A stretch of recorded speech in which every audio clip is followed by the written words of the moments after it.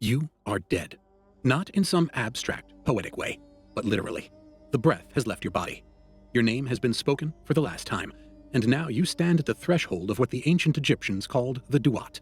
It is the shadow realm, the place of passage that all dead souls must pass through. Here, every soul must be judged. You stand before gods and monsters, but most importantly, before the scales of eternity. On one side of this scale is your heart. On the other is a single feather. But it's no ordinary feather. The feather of Maat, which weighs truth, justice, and cosmic order. If your heart balances the scale, you will pass on to eternity, and you will become Osiris, a reborn, whole, godlike version of who you were. If it does not, your heart will be devoured by Ammit, the swallower of the dead.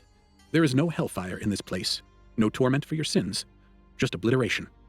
This is the judgment at the end of life, but it's also something more, something older than scripture and deeper than doctrine. This is the archetype of trial, reckoning, and balance, the Egyptian Book of the Dead. Today, I'll be going over everything we know about it, from the original story and origins of the Book of the Dead, to the allegory hiding beneath the surface, and eventually, we'll talk about the most terrifying part of it all, the fact that your heart is weighed every single day of your life. But before we get to that, we must first understand the story. Where did this book come from? What we call the Egyptian Book of the Dead is not a single book, but a compilation that spans thousands of years. It is a corpus of funerary texts, meaning texts relating to the dead, used from the New Kingdom period, or around 1550 BCE onward. Its original name in Egyptian was Pert-M-Hur, or coming forth by day. The important thing here is that the name does not say death, but emergence. In other words, liberation. The title says everything. These texts were written on papyri, painted on tomb walls, and carved into sarcophagi. They were guidebooks for the soul, and they became essential parts of the culture. Spells, incantations, hymns, and instructions were designed to help the dead navigate the Duat. Each one served a purpose: to transform the soul into a falcon or a lotus flower, to give passwords at infernal gates, and to defend against serpents and demons. The destination of this journey? To reach the Hall of Judgment unscathed.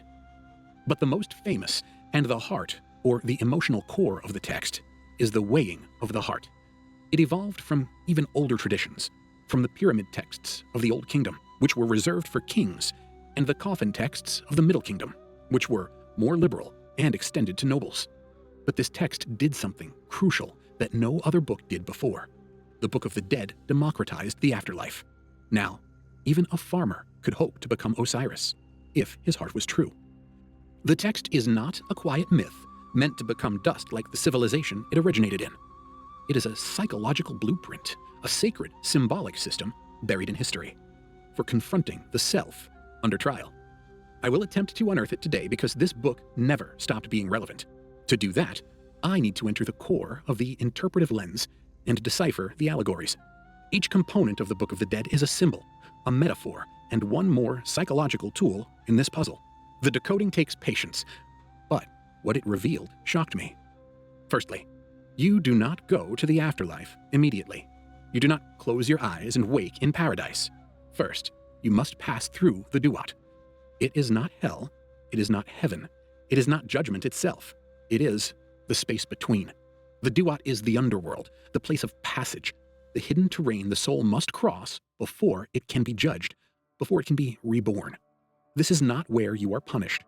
It is where you are revealed. The word Duat literally means place of passage, not a place of death, but a place between life and more life.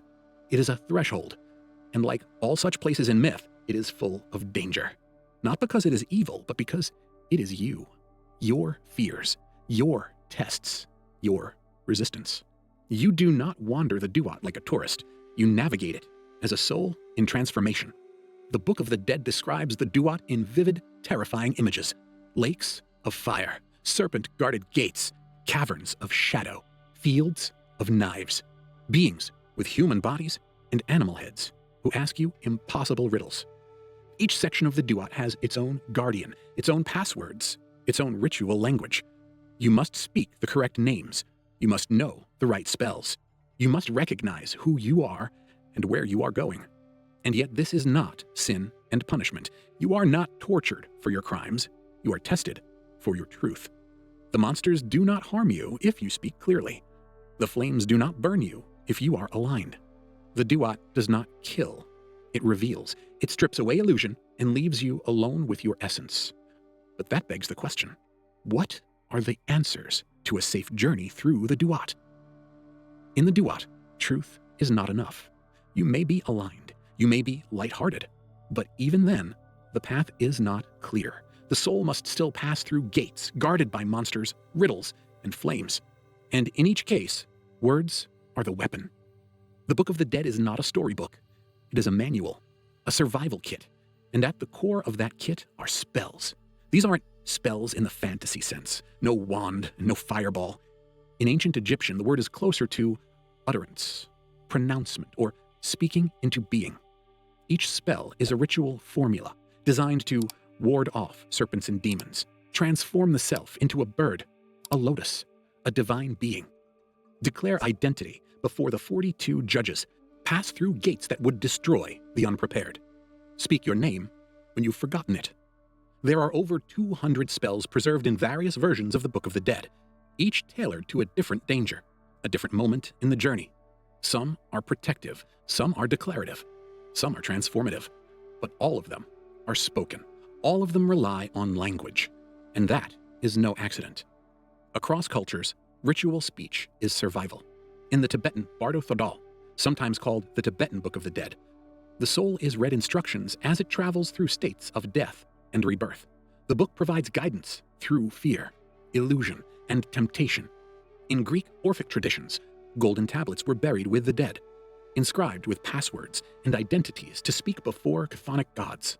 In Gnostic texts, the soul passes planetary gates and must speak secret phrases to ascend.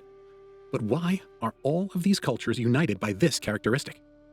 Because in these traditions, knowledge is not abstract. It's not for learning, it's for protection. To know the name of a gatekeeper is to pass. To speak the truth of yourself is to survive. The soul that forgets or that goes silent is lost. But when equipped with the knowledge, you may pass through the Duat unharmed, bringing you to the courtroom, the Hall of Two Truths. Before anything is weighed, before the scales tip or the feather even moves, there is the heart. In Egyptian thought, the Ib was not just a muscle, it was the center of being. It was more than biology and certainty, more than metaphor. The Ib was memory, willpower, emotion, and consciousness combined. It was the record of the soul, the archive of everything you did, wanted, thought, feared, or regretted. That's why, during mummification, the Egyptians did something striking. They removed and discarded the brain, but the heart was left to remain in the body. The body could be drained of blood, wrapped in linen, treated with resin, but the heart had to stay. It was irreplaceable, because in the afterlife, you weren't judged by your beliefs, your status, or your intentions. You were judged by your Ib, your real heart. It was to be literally weighed, and hence, one cannot go into the afterlife without it.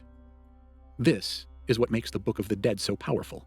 It insists that your heart is not just symbolic of your inner self. It is your inner self, embodied. You can't cheat the scale. You can't present a version of yourself that isn't true.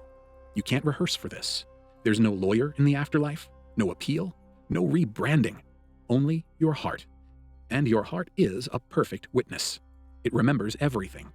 The moment you looked away instead of helping, the half-truth you told to stay safe, the grudge you held, the fear you obeyed, the love you suppressed, the lie you believed because it was easier than facing yourself.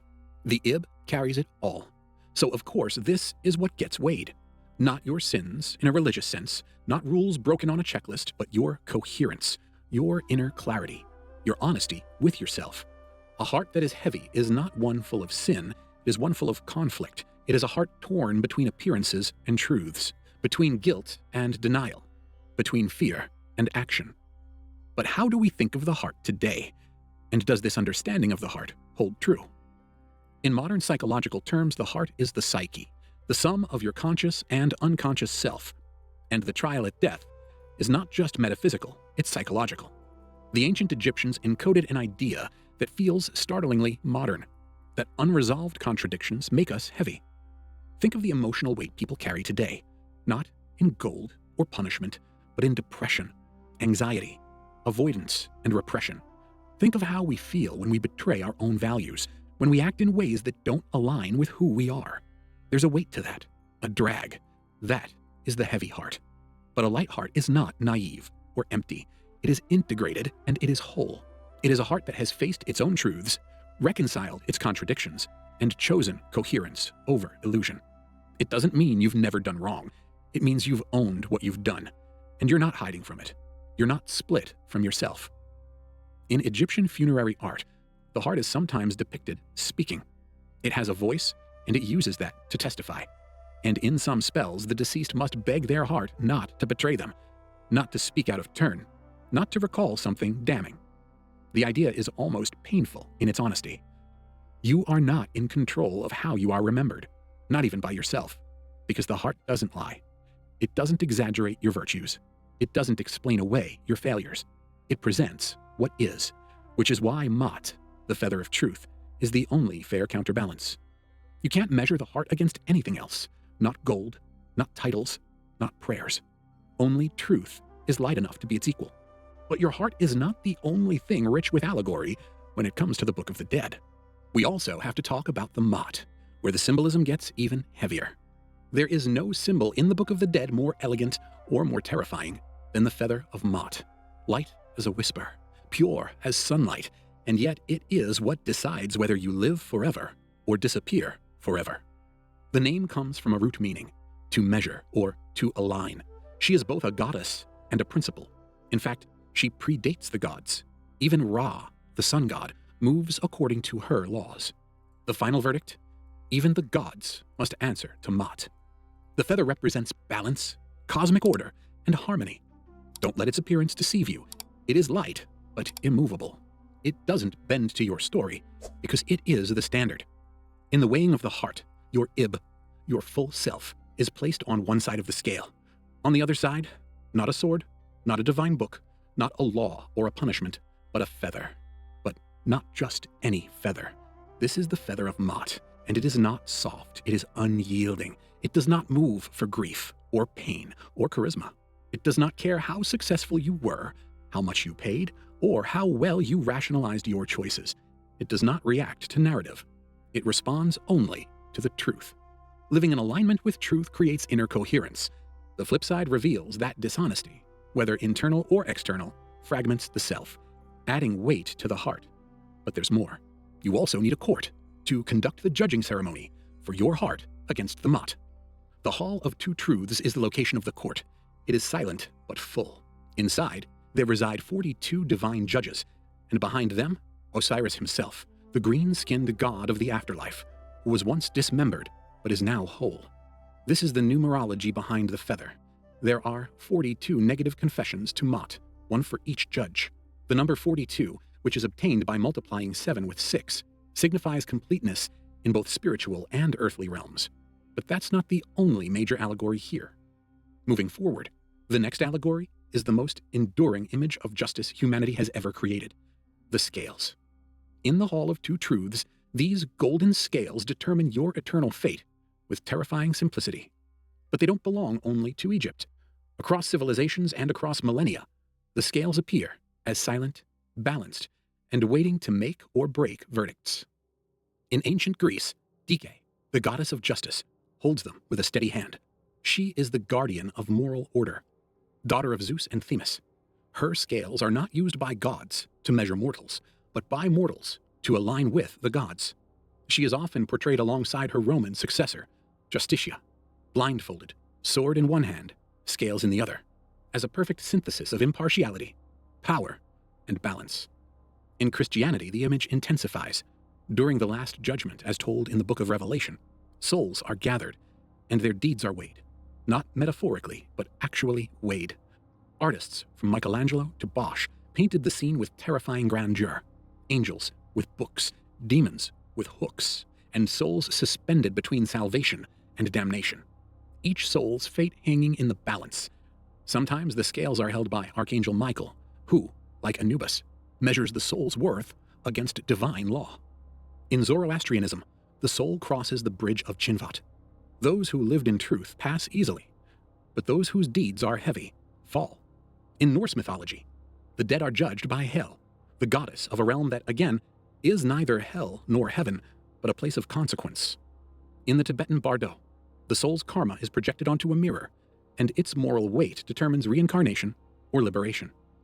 Always, it's the same idea. The soul must face its weight. The scale becomes an archetype, a universal form that emerges across cultures, regardless of time or geography. It is not a cultural coincidence. It is a psychological necessity. We need the image of the scale because we instinctively know there is a cost to being out of balance. But it's not a weapon. It does not punish. It measures. And that is the more terrifying prospect. The scale doesn't care how you felt when you acted. It does not respond to charm, to excuse, to cleverness. It only reacts to weight. This is what makes it an ultimate symbol of justice, not just as law, but as balance. It represents a kind of impartiality no human institution can fully embody. The feather of Maat cannot be bribed. It cannot be reasoned with. It either rises or it does not. In this way, the scale is the purest form of judgment, not moralistic, but mechanical. You do not pass or fail because a god loves or hates you. You pass or fail because your being aligns or it doesn't. But how can we use the scales to enrich our daily lives? Psychologically, we are always weighing. Every day, often unconsciously, you compare your inner world with your outer actions, your sense of who you are against what you've done. When those match, when your life aligns with your values, your heart is light. You feel peace, clarity, integration. When they don't, when you lie to yourself, hide from your contradictions, evade accountability, your heart gains weight, not literal weight, but psychological density. Anxiety and guilt haunts, the feeling that you are not quite right with yourself. This is the inner scale, the one that never leaves you, the one you feel in your chest during sleepless nights, the one that appears when your life grows quiet enough for truth to speak. You may not believe in Ammit, or Osiris, or even an afterlife, but still, you know when the scale is off. You feel it. We all do. And this is the genius of the Book of the Dead. It externalizes what is internal. It tells us the gods are not watching you. You are watching yourself. And the scale is simply the law of equilibrium, cosmic and personal alike. But the gods aren't fully absent either. As seen in the 42 judges, there is no hiding in the Hall of Two Truths. You stand, barefoot, heart exposed, your soul stripped of titles, excuses, and masks. And before you, not one god, not even a single tribunal, but 42 divine judges, each with a question, each waiting for your answer. But these are not interrogators. They do not accuse. They ask one thing. Were you aligned? Each judge corresponds to a specific moral confession, known as the negative confessions or declarations of innocence. They are not requests. They are statements the soul must make. I have not stolen. I have not murdered. I have not oppressed the weak. I have not spoken falsely. I have not polluted the water. I have not acted with arrogance. 42 of them, and they are stunning in scope, covering everything from personal ethics to social justice to ecological responsibility. This isn't a narrow legal code. It's a map of moral consciousness. They're not commandments. There is no divine threat, no wrath. Instead, they act like mirrors. Each confession is a reflection, not, have you broken this rule, but rather, can you face this part of yourself? You are not answering the gods. You are answering your own memory. You are accountable for every part of your life. There is no compartmentalization in the afterlife. You don't get to weigh only your best moments. You don't get to present a curated version of yourself, like a moral resume. Everything is exposed, and everything is judged on the 42 confessions. But why 42? In Egyptian numerology, this isn't arbitrary. 7 is a sacred number. It symbolizes spiritual perfection and divine law. 6 represents material completeness. It symbolizes the physical world with the 6 directions: north-south, east-west, above and below. 7 times 6 equals 42. It becomes the integration of heaven and earth, soul and body, ideal and real. This is the audit that happens within, not when you die, but constantly. Every time your actions diverge from your values, a voice arises. Sometimes the voice is faint, sometimes loud, but always there. The 42 judges are not distant beings, they are facets of your own psyche. So what happens when the psyche fails? There is no speech in the Hall of Two Truths after the judgment, only silence. If the scales tilt, if your heart outweighs the feather, no second chance is offered, no divine appeal, no room for negotiation. You do not burn, or scream, or suffer in torment. You simply stop. Because behind the scale, waiting in stillness, is Ammit. She is the swallower, the devourer of souls. She does not chase, she does not roar, she waits. Her name says everything. From the root meaning to devour, to consume, to swallow whole, Ammit is not a title, it's a sentence. She is not given a throne, or a cult, or a temple. She is not worshipped. She is not loved. She is not a goddess, she is a boundary, the threshold between being and unbeing. If you cross it, you are undone. Ammit is no ordinary beast. She is a chimera, part crocodile, part lion, and part hippopotamus.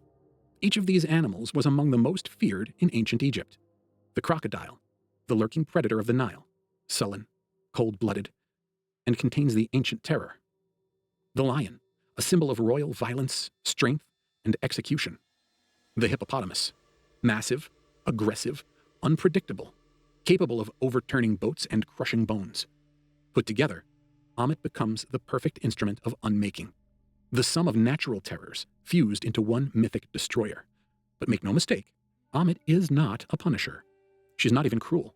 She is simply what happens when the soul cannot survive its own weight. She is not evil. She is the absence of coherence. And if the verdict is pronounced a failure, she pounces, and in a fraction of a second you are gone. Everything you've ever been, are, and would have been, erased and thrown into oblivion. The next natural question would be, what if the soul passes?